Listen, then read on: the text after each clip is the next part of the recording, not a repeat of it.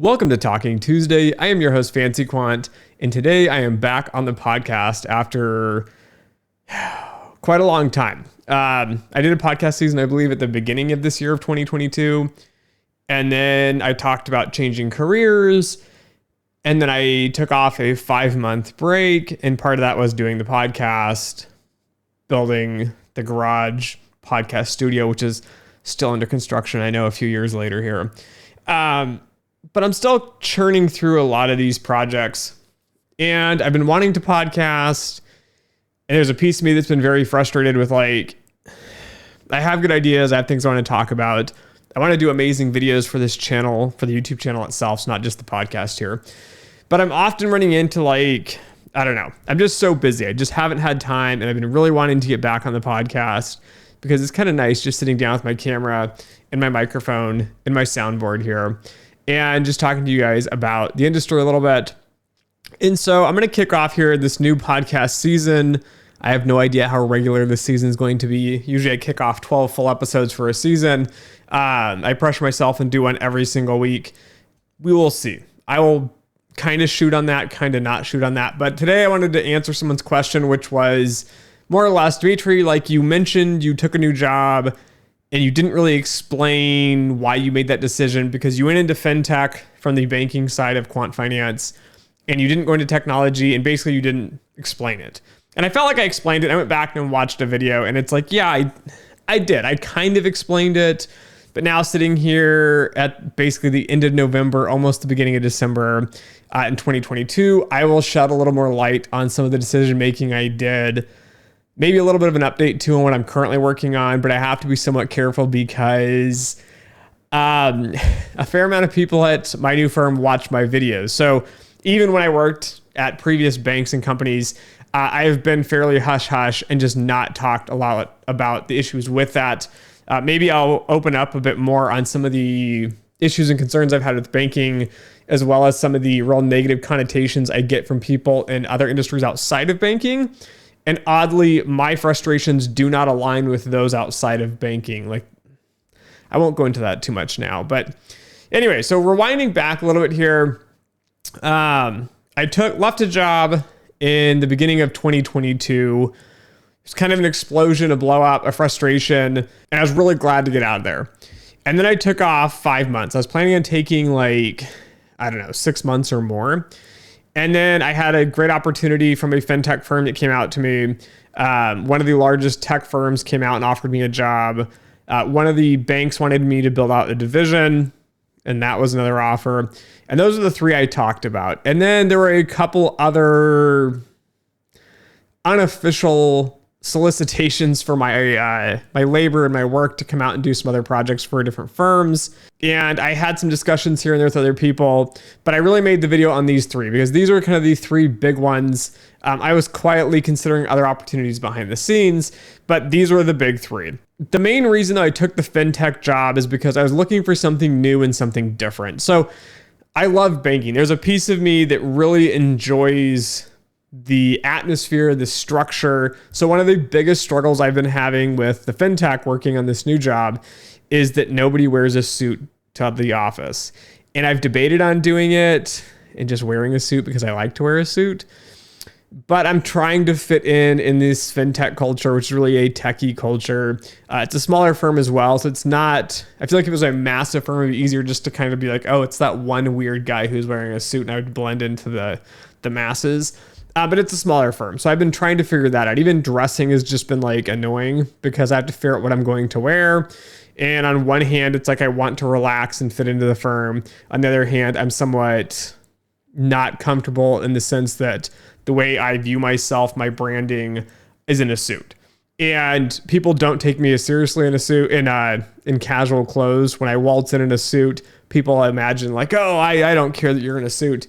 And yet I get a lot better feedback, a lot better response. People respect your decisioning a little bit more, which is nice. It's really frustrating when you have to explain something 3-4 times. And a lot of it, I think, just comes from the way you dress. So for me, this not wearing the suit has been a challenge in there. But I like the banking side, but I was looking for something different. I just needed to break loose of kind of the environment that I had been in for so long. So I've built good relationships. I know heads of different departments at some of the largest banks and some of the regional banks. And it's fine. I could have jumped around and did a few other things, but I wanted to do something different. I wanted to really focus more on what I want to do. And I've built a lot of my career more or less around like what I want to do. Like I'm not chasing the dollars. I want the career where I don't have to make my sacrifices as much, right? I'm not taking a really tedious job to take a tedious job. I've done a lot of things on my terms. And so I turned down that banking job. I wanted something new, something fresh. I don't want to be stuck in the hierarchy as much. I want to break out and do something different, something fun, something exciting, something with a lot more responsibility than I would have had at the bank. Then the technology side was one of the largest FANG or whatever they call them now, because they've got a Netflix or Microsoft or whatever in there. But the FANG job, it was there. It was an ML engineer at one of these big firms. The compensation was actually pretty good. But a few things that I didn't like is it was just too disconnected from what I was already doing. So banking is very, I guess you can say conservative, but they're very tight and structured, and it drives people nuts. They're a lot more structured than FinTech, a lot more structured than technology. Less structured though than academia. Academia used to be, I don't know if it is today. There's been so many, degradations of nonsensical ideas and acceptance across the board in the academic realm. But it's just this, I needed something a little different. The banks were too structured. I think the technology side was not enough structured. And a lot of this comes down to value add. So I looked at this big firm and I saw them coming out saying, Dimitri, we've been chasing you for over a year. We really want you to come out. We know you can do the job. Just study up on your Python. Just take this exam. Just take this skill. Just get it done. We think they'd just be a great fit for you. You know, we've really wanted you to get on here. I keep chasing you. I keep following up. Like, just give us an interview. And for me, it was just too different. And again, I couldn't add enough value, I don't think, on my end to justify this, which now is quite telling as the layoffs are coming at a lot of these firms. And this is one of the big ones that's been laying off, right? I would have been an ML engineer doing everything from data engineering, data prep, data cleaning, pipelining, and all that, which is a little bit out of my realm. That's a little bit stretched into areas I don't work in a lot. I don't really want to work in a lot. That's why we hire people at firms to do that, because that's what they're good at. Quants are that middle piece of model development. So I can clean and process data and I can build models, but I really don't like doing data quality things. It kind of grinds my gears of like, why isn't data engineering doing more of that? So that's where banks have been nice and structured. So they have people doing that. A lot of firms do too. They have data engineers that are specifically data engineers. So I watch YouTube channels on that as well. And it's an interesting side, but it's not what I want to do. But for this firm, I was supposed to do that, do all the model development, and then do the ML ops. So the operations of this, putting this into practice, making a model, and then tracking everything afterwards, which is considered like in banking, OPM, ongoing performance monitoring. I'm used to doing that. So it was just, there was too much of an ask, and I think there was not enough emphasis at these tech firms as a whole, on all of them, on the model development piece, which I think takes a lot of expertise. And when you start looking at a lot of these funds, a lot of the emphasis is on data cleaning and data processing. And then the model development piece, they shrink down into this, we just type code and you fit a model, or you fit as many models as possible, which is the nonsensical data science approach.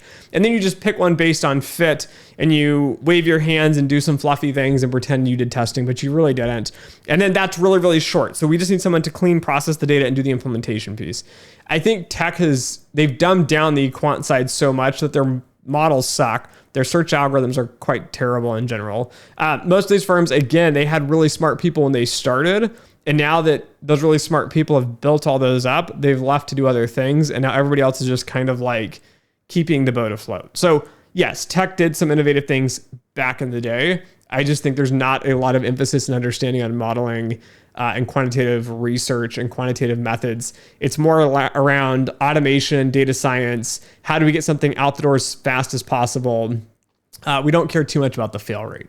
So for me, it was just too much of a stretch here. So banking was too comfortable. Tech was too much of a stretch. It was doing things I just didn't want to do, things that didn't interest me. And then the FinTech firms sit right in the middle, where it was like, I'm going to be doing a lot of models. And when I talked to them, they were talking about the sort of models they were using, both machine learning and statistical. I liked that blend of both models, right? You need statistical models and machine learning. You can't do it with just one or just the other. You need that blend. You need a lot of academic rigor, which is going to be something I think a little bit newer for FinTech as an entire industry. There's not a lot of structure and rigor, which is part of what I'm trying to bring into this new job that I'm doing. And they had people in place to do they have a data engineering team and they have a software engineering team, and there's different parts and different structures. So it's a little bit better than the tech firm of just doing everything under the sun. But again, it provided me new skills, new abilities to work in things like Python and Snowflake and, fun, trendy languages, but also I could utilize my current situation. So for me, it was a great fit. Compensation wise, it's hard to break that down. My offers varied a lot based on skill sets, based on, firm size as well. Typically larger firms like to pay more and they can bring in better talent. My FinTech job though was somewhere, somewhat in the middle of this kind of situation here. And we had interesting negotiations on the compensation piece. I came in what I would consider a fair salary. So I didn't want to come in super high. So what I'm doing is basically building a quant team from nothing.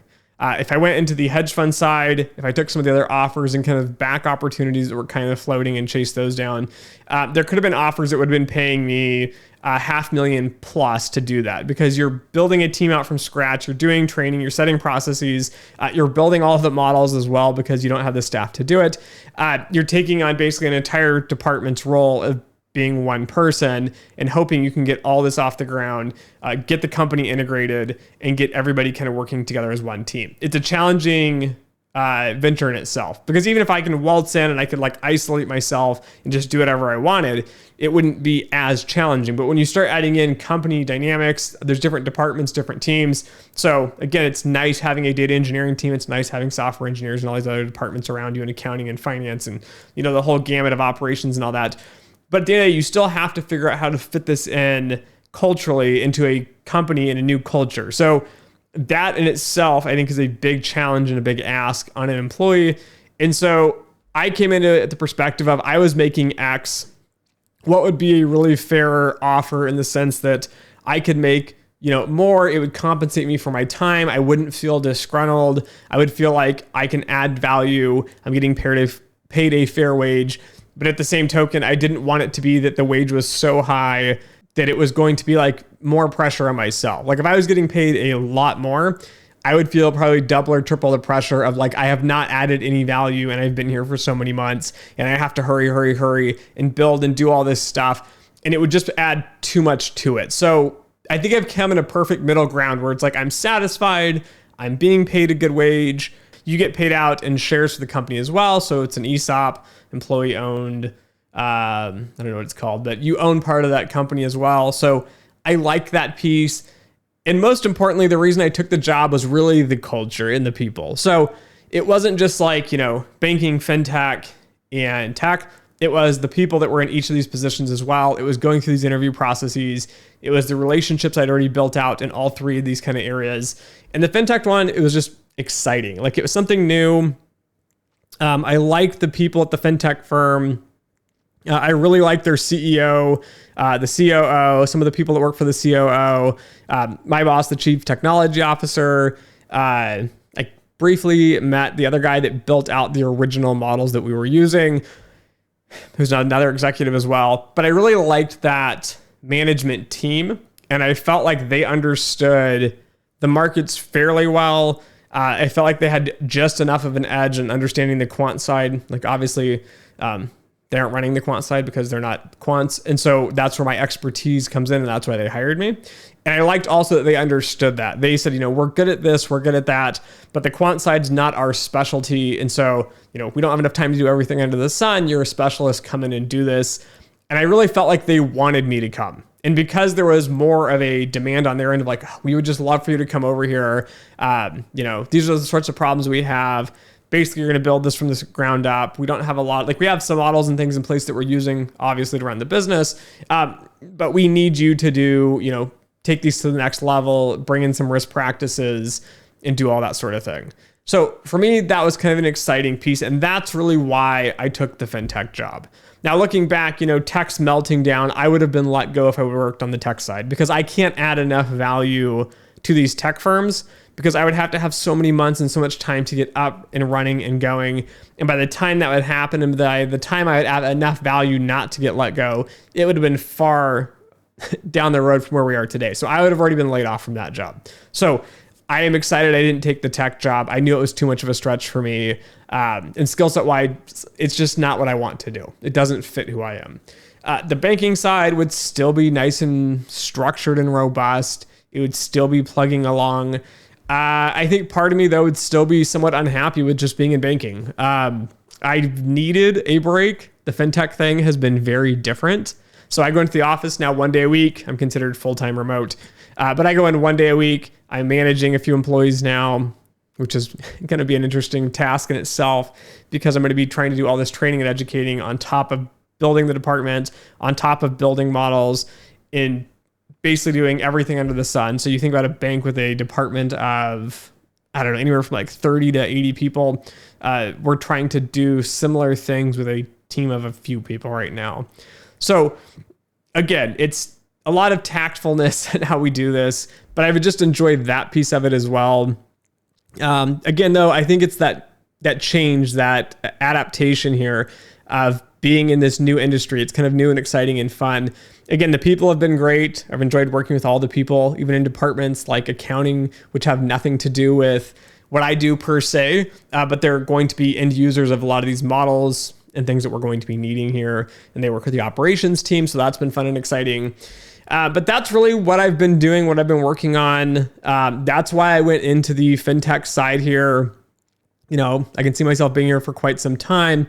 It's been fun. It's been exciting. It's been a challenge as well. I put a lot of pressure on myself trying to add as much value as possible. But even after being here since July, so probably about 4 months, give or take, I feel like I'm still struggling to make sure I add enough value. Like I want to make sure I have enough value added that I'm not just like on the payroll, sitting back, relaxing, but it is really hard to add value from day one when you have nothing to start with. So we're really trying to get things in place and trying to patch things. And they already have systems, right? So things that are already operating like models and things, right? That's not my contribution. That's somebody else's contribution. So making sure that I myself am adding enough value, also making sure as we build out my team that my team is adding enough value. I never want someone just sitting around coasting. We need to add as much value as possible. So anyways, that's kind of my 2 cents. That's kind of the update on what's been going on here with the new job in FinTech. That's why I took it.